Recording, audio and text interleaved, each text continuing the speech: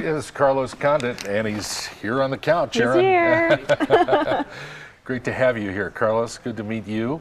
Also with us today is Tomas, who is chairman of the World Mixed Martial Arts Council. Tomas, thanks for joining us here. Good morning. Thank you for having us here. I'm going to find out what the World Mixed Martial Arts Council is here in a moment. Aaron, I know you've been wanting to talk to Carlos, and here he is. Well, what's so funny is they mentioned yesterday, oh, you know Carlos Condit's going to be on the show today or tomorrow. I'm like, what? Yeah, so it's a pleasure to have you on our show, so thank you. Yeah, absolutely. Thanks for having me. So, I mean, I know I had to take some coffee to get you here, but you do what we have to do. Free coffee will do the trick anytime. So tell us a little bit, how did you get into fighting? I know you started training when you were 15. Mm-hmm. I became a fan when I was pretty young, like 9 years old. I was wrestling, and that's around the time that mixed martial arts and UFC really kind of came into the public's awareness. Mm-hmm. At 15, I founded Jackson's Mixed Martial Arts and their affiliates with Tom Bond and Arlene, and started training, and kind of the rest is history, really. Yeah. Yeah. That's awesome. Now, this and you're going to tell me now, Tomas, how this all works. You're kind of one of the governing councils of this sport. Is that it? Yes, I'm actually the chairman of the World MMAC, the World MMA Council. The World MMA Council is a world sanctioning body that regulates world title bouts. As I watch this, Carlos, I'm looking at it, and I'm a sports fan. Mm-hmm. I'm watching you guys do this. Is there anything that's against the rules? Yeah, there's rules in place for safety. Sure. There's no eye gouging, no hair pulling, no striking to the back of the head of an opponent. Certain elbows are illegal. It's actually a very safe sport. As rough as it looks and as intense as it looks, the injuries and serious stuff is pretty unheard of in the sport, actually. Mm-hmm. That's interesting, because it looks like you get hurt every time you do this. It's a rough sport. You get hurt quite a bit, but as far as serious injuries, not as much. Not as much as you think, anyway. Not as bad as a football player or something like that. Yeah, and there's a potential for that, of course, but statistically, it's a fairly safe sport. Yeah. What drives the appeal of this? What do you think it is? And you can both answer that question. I really feel like it has something for everybody. You're putting elite athletes together. You're dynamic styles. Wrestling, kickboxing, boxing. Mm-hmm. It's exciting. You never know how a fight's going to go. You could have a stand-up battle. You could have a grappling match. You could have an exciting fight that's really dynamic all over the place.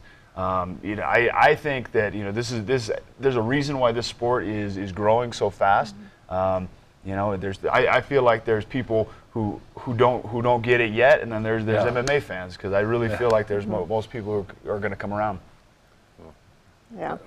And Tomas, also, what are your feelings with it? Yeah. It's become like a world sport now. It has. Actually, we have a series of trips planned out for the rest of the year, and we're going to be spending 2 weeks in India, 2 weeks in Thailand, precisely because there's so many fans out there.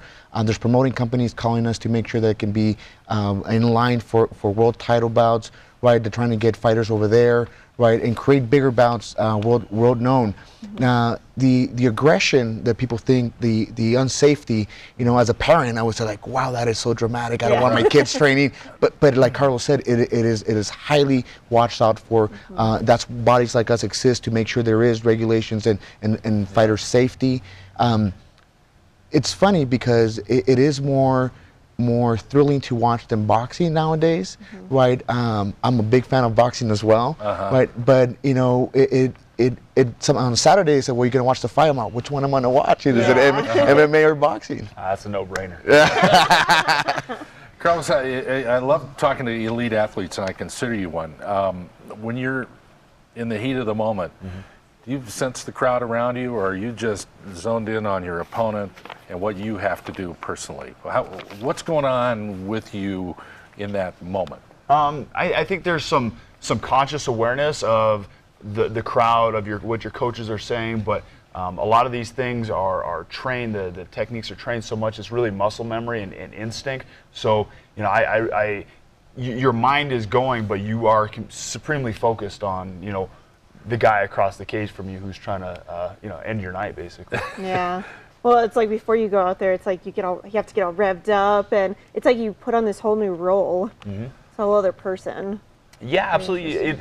I would say 80% of it's psychological. Mm-hmm. So getting into a good mind state, you're about to go do battle, so you gotta put on a game face and get ready.